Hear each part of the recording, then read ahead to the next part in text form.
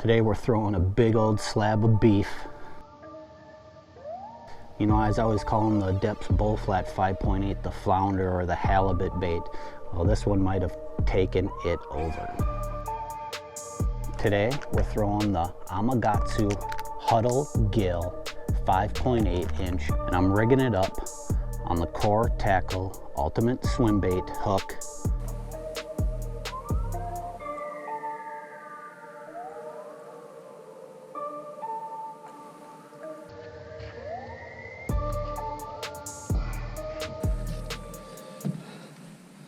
I'm the grandson of the Northland. This is Northern Strain Style. Hit that like and subscribe. Let's go.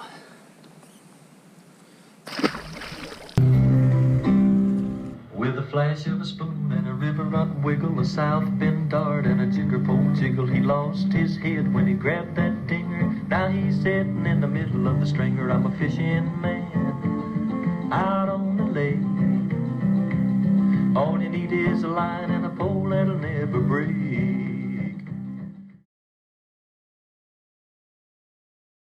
All right, Imakatsu Huddle Gill is just a big old beast of a bait. Just a big old slab of plastic. What's cool is they all come in their individual bait coffin. All right, let's check it out. So it's got the similar body shape as the Depths Bullflat, but look how ribbed it is, kind of like a Missile D-bomb or a G-Crack bellows gill. It's got the ribbing all the way through the body. It's got these little phalanges here on the side. It's got a nice solid nose, so you can get your Core Tackle Ultimate Swimbait hook up in there. But what I really liked about this bait is it's got that little hud tail, that little thumping tail. Another thing about these baits is, yeah, they're long, but let's talk about how wide they are. This thing is 2.5 inches wide, you know, and it's almost, it's a 1/4 inch thick for sure. I was rigging it up on the Core Tackle Ultimate Swimbait hook. This is the 3/4 ounce with a 7/0 hook in it. So anytime in the late fall when, you know, the majority of your weeds are gone and you can get away with running an exposed hook, I'm definitely recommending this one. It's a nice beefy hook, nice stout hook, so you can go heavy line, heavy rod. And in the fall time, these fish, they just want one meal, you know, they want one big meal. And what's funny is when I picked this bait up, I was drop shotting, couldn't get bit. I picked up this old slab of beef manatee here and it was on. I caught like 3 in a row. Boom, boom, boom. What I was doing,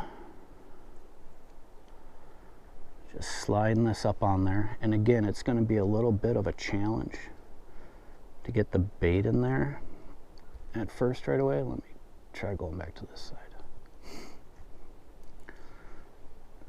But you want to try to do your best to get it in the middle to keep the bait from ripping out, or to keep the hook from ripping the body out too much.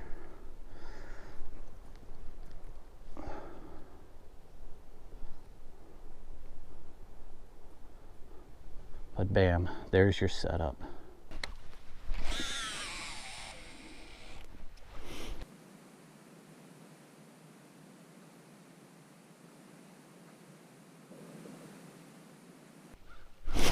There we go.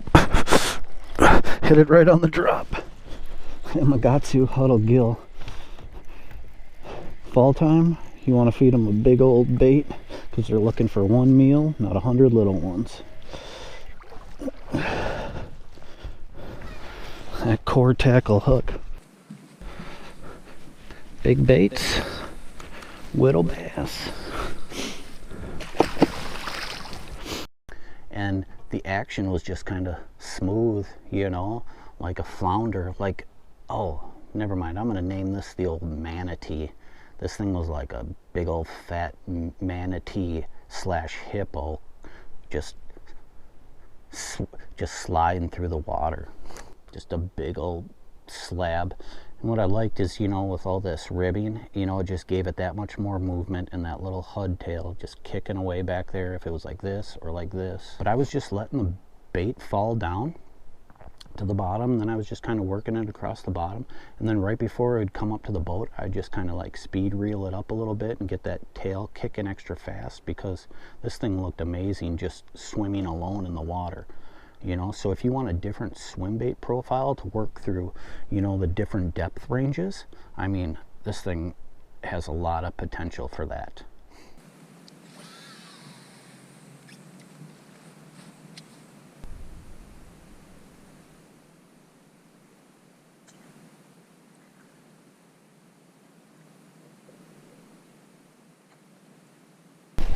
There we go.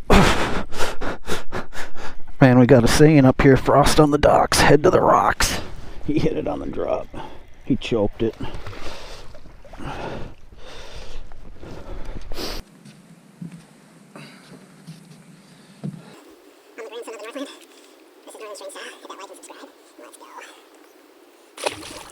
You could rig this up, you know, Carolina rig. You could rig this on a owner weighted beast hook, free rig it, you know. There's a lot of options you can do with this. And I was throwing this on 7.5 medium heavy rod with 20-pound fluoro, 8-to-1 gear ratio. I like that high gear ratio so I can reel on into these fish when they're far out there and get a good hook set into them.